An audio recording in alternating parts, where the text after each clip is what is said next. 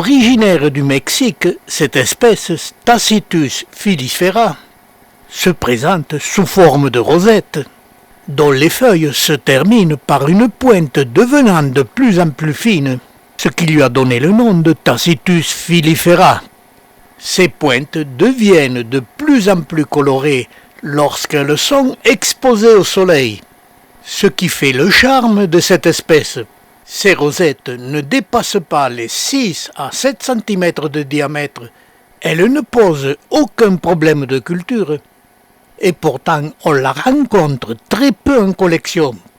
Et la raison en est toute simple, elle se multiplie difficilement par bouturage de feuilles. Et pourtant, les rosettes sont bien plus belles que sa consoeur Tacitus belus. L'espèce filifera exposée à mi-ombre s'étiole et fleurit difficilement. Et dès le mois de juillet, elle développe une hampe florale d'une quinzaine de centimètres de hauteur, au sommet desquels les boutons sont peu nombreux.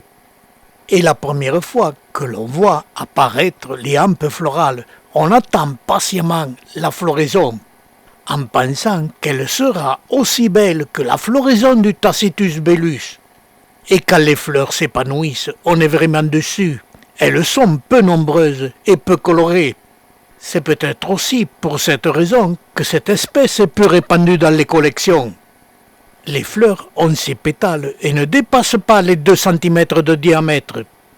Et comme pour la plante, les fleurs sont peu colorées quand elle est exposée à mi-ombre, et deviennent de plus en plus colorées lorsque les fleurs sont exposées en plein soleil, ce qui est normal pour la plante et peu courant pour les fleurs.